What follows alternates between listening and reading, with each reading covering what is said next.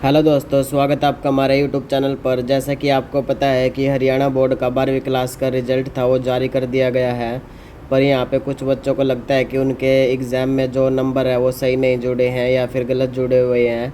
तो यहाँ पे हरियाणा सरकार ने इसके रीचेकिंग और रिवैल्यूएशन के फॉर्म निकाल दिए गए हैं। यहाँ पे आप देखिए, इस वाली वेबसाइट पर आपको इसका लिंक मिल जाएगा। इस वाली साइट पर आकर आपको यहाँ पे देखिए, आपको जो आपका रिवैल्यूएशन और रीचेकिंग का फॉर्म भरा जा सकता है। यहाँ पे देखिए, जो इसकी चेकिंग की वो स्टार्टिंग डेट जो रहने वाली है सीनियर सेकेंडरी की, वो यहाँ पे 13 मई से लेकर 6 जून तक जो इसकी लास्ट डेट रहने वाली है 2026। यहाँ पे आप सीनियर सेकेंडरी ओपन और जो है इसके लिए भर सकते हो फॉर्म।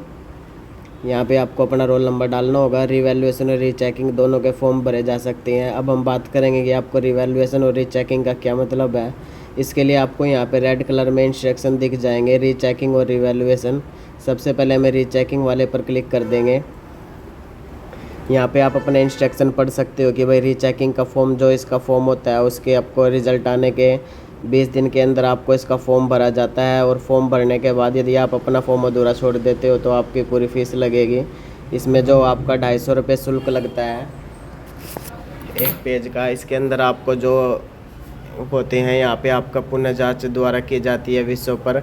इसका जो आपको इसका एक नुकसान होता है कि अगर आपके इसमें अंक जो जुड़े हुए हैं, अगर आपके अंक इसमें जोड़ते वक्त कम हो गए हैं तो आपका रिज़ल्ट कम नंबर पर ही जुड़ेगा।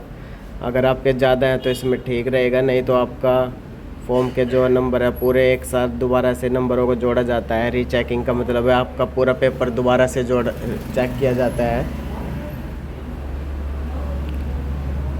यहाँ पे देखिए 6 नंबर पर आपको लिखा गया है, पुनः जांच में यदि किसी विषय में कम अंक होंगे तो उसके कम हुए अंक मान्य होंगे। यानी कि जो आपके पहले अंक थे और अब कम हो गए हैं तो आपके कम वाले ही मान्य जाएंगे।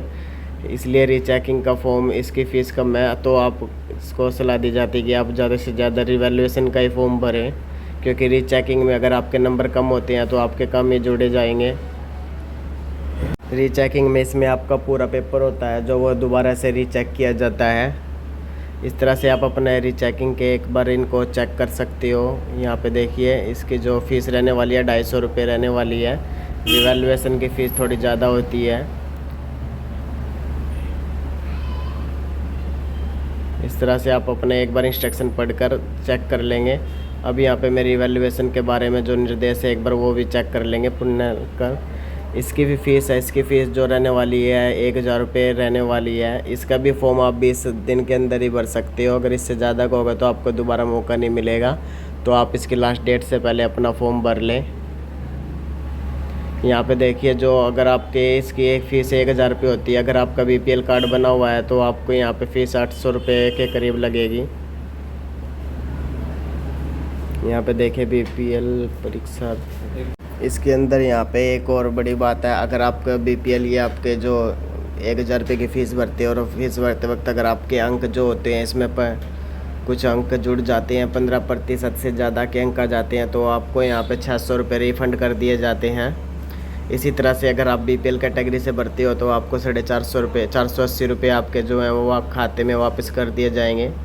इसलिए रिवैल्यूएशन का फॉर्म में आपके जो नंबर होते हैं वो सिर्फ नंबर जोड़े जाते हैं और रीचेकिंग में पूरा पेपर चेक होता है। रिवैल्यूएशन में आपके अंकों को दोबारा जोड़ा जाता है कि भाई किसी मार्क्स के अंक कम जुड़े हुए हैं या नहीं। इस तरह से आप अपना रिवैल्यूएशन का फॉर्म भर सकते हो। अगर आपका BPL का कार्ड है तो आप 800 रुपये भर सकते हो, नहीं तो आपके 1000 रुपये इसकी फ़ीस लगेगी और ये फ़ीस भी आपकी रिफ़ंड नहीं की जाएगी। अगर आपके 15% से ज़्यादा के अंक आ जाते हैं तो आपके फ़ीस 600 रुपये रिफ़ंड कर दिए जाएंगे और जो 800 रुपये में से 480 रुपये वापस कर दिए जाएंगे। पुनर्कान, यदि किसी परीक्षार्थी के विषय में अंक भी बढ़ेगा तो वह अंक उस विषय में कुल अंक में जोड़ा जाएगा।